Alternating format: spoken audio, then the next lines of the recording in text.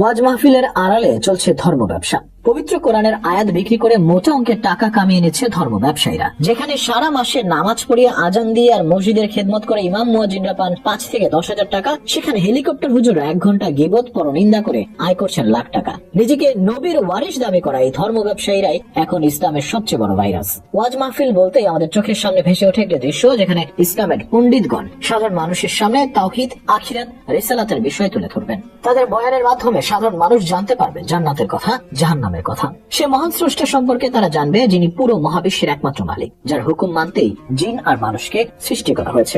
ওয়াজ করতে আসে এসব বক্তাদের মাধ্যমে অন্তর বিগলিত হবে সাধারণ মানুষের। একসময় ওয়াজ মাহফিলে এসব কথাই বেশি হতো।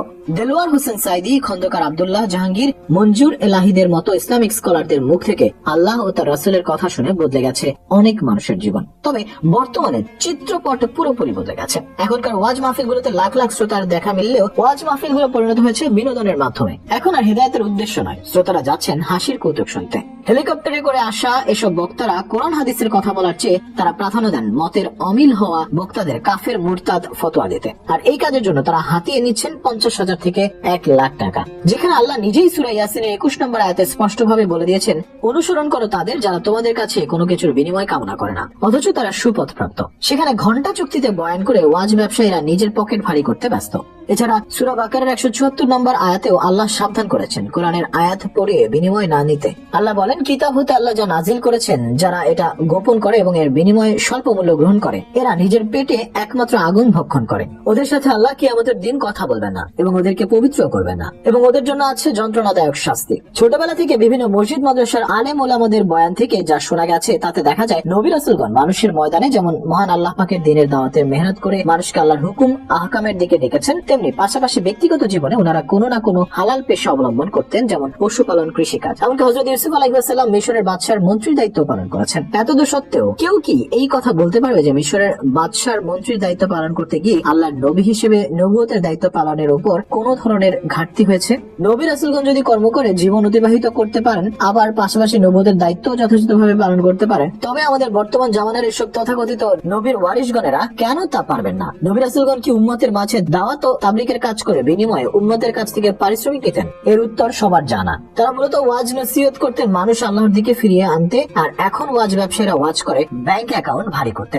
দিনের মেহনতের মোড়কে বছরের পর বছর, যুগের পর যুগ ধরে ধর্ম ব্যবসায়ীরা ওয়াজ মাহফিল করার নামে কত কোটি টাকা যে মানুষের পকেট থেকে হাতিয়ে নিচ্ছে, তার হিসেব একমাত্র আল্লাহ ছাড়া আর কেউ জানে না। ধর্ম ব্যবসায়ীরা ওয়াজ মাহফিলের নামে, তাফসিরুল কোরআন মাহফিলের নামে ধান্দার ব্যবসা খুইলা বসছে। কেউ কেউ দাবি করেন 20,000 টাকা থেকে শুরু করে 3 লাখ টাকা পর্যন্ত এক একজন বক্তা নিয়ে থাকে মানুষকে দিনের কথা বলার নাম করে। এটা কি দিনের প্রচার নাকি ধর্ম ব্যবসা? তাদের মতো এইসব তথাকথিত নবীর ওয়ারিসদের একটি ওয়াজ মাহফিলে একজন বক্তার দিনের কথা বলার রেট যদি এই পরিমাণ টাকা হয়, তাহলে হযরত আদম আলাইহিস সালাম থেকে শুরু করে আমাদের প্রিয় নবী হযরত মুহাম্মদ সাল্লাল্লাহু আলাইহি ওয়াসাল্লাম পর্যন্ত 1,24,000 নবী রাসূল পয়গম্বরগণের দিনের কথা বলার রেট ঘন্টা প্রতি কত ছিল? নবীদের জীবনী ঘেটে জানা গেছে তারা কঠোরভাবে বিনিময় নিতে নিষেধ করে গেছেন।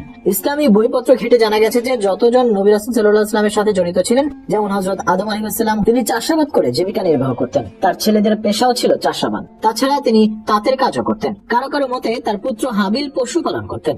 হযরত ইদ্রিস আলাইহিস সালামের পেশা ছিল কাপড় সেলাই করা। কাপড় সেলাই করে যে অর্থ উপার্জন করতেন, তা দিয়ে তিনি জীবিকা নির্বাহ করতেন। হযরত নূহ আলাইহিস সালাম ছিলেন কাঠমিস্ত্রি। আল্লাহ তাআলা তাকে নৌকা তৈরির কলা কৌশল শিক্ষা দিয়েছিলেন এবং আল্লাহর নির্দেশে তিনি নৌকা তৈরি করেছিলেন। হযরত ইসমাইল আলাইহিস সালাম পশু শিকার করতেন। তিনি ও তার পিতা উভয় ছিলেন রাজমিস্ত্রি। পিতা ও পুত্র মিলে আল্লাহর ঘর তৈরি করেছিলেন। একইভাবে অধিকাংশ নবী পশুপালন আর কৃষি কাজের সাথে জড়িয়েছিলেন। তাদের কেউ কেউ জান্নাত জাহান্নামের কথা বলে কারো থেকে বিনিময় নিতেন। কিন্তু বর্তমানে কিছু নামধারী আলেম ঘন্টা চুক্তিতে আল্লাহ ও তার রাসূলের কথা বলে প্রতিদিন আয় করছে লাখ টাকা। এখনকার ওয়াজ মানে চিল্লাপাল্লা, গানের 2 লাইন গাওয়া, হাসাহাসি, ব্যঙ্গ বিদ্রুপ আর পরচর্চা। কোন কোন বক্তার ওয়াজ শুনে বোঝারই উপায় নেই এগুলো ওয়াজ নাকি কৌতুকের আসর। এই হলো এখনকার ওয়াজ মাহফিলের সাধারণ চিত্র, যা কোনোভাবেই আমাদের ঐতিহ্যবাহী ওয়াজ সংস্কৃতি এবং ধর্মীয় আদর্শের সঙ্গে সংগতিপূর্ণ নয়। এগুলো সামাজিক